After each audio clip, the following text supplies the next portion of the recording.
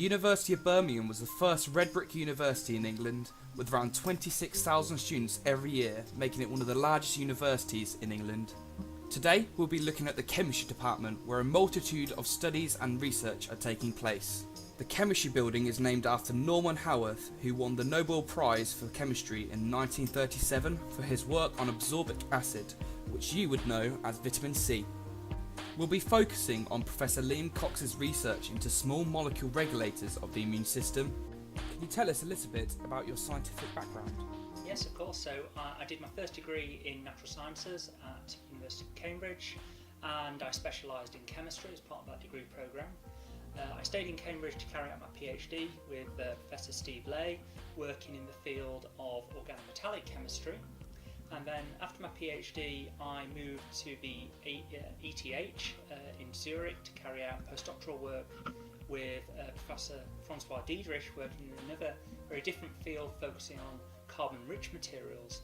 And then I returned to the UK in 1999 to take up the position which I'm still in as an academic in the School of Chemistry here at Birmingham.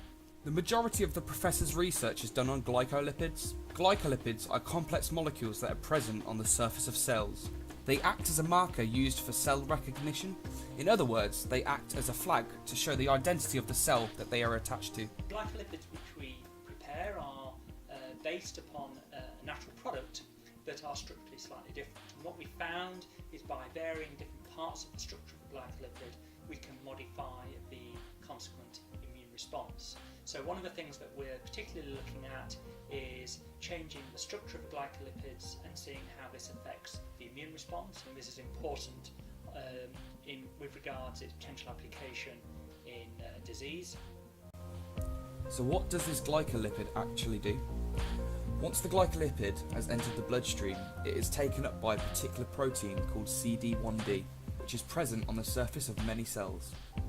This forms something called a glycolipid protein complex.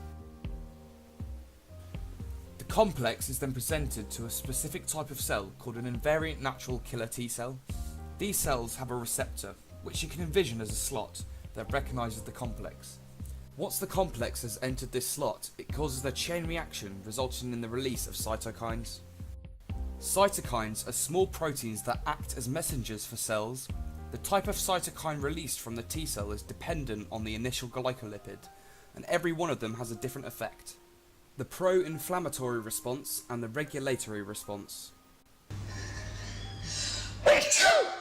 When you have the flu, your body is responding to the virus using the pro-inflammatory response, where the activity of the immune system has been increased. The regulatory response has the opposite effect. It actually reduces the immune system's activity.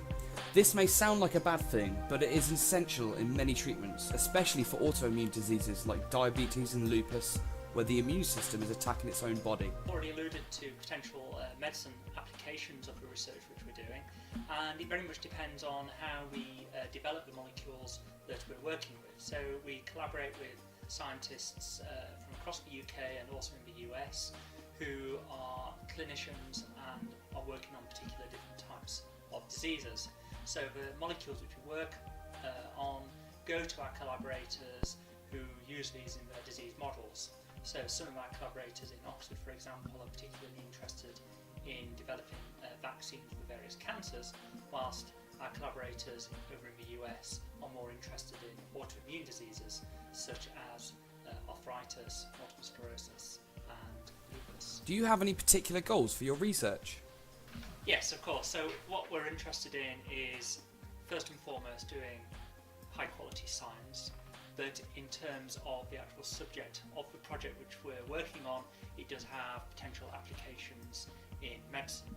So an ultimate goal would be actually to get a therapeutic into the clinic. With over 50,000 people suffering from autoimmune diseases in the UK alone, any breakthroughs in this research could save hundreds of thousands of lives worldwide and improve the quality of life for countless other people.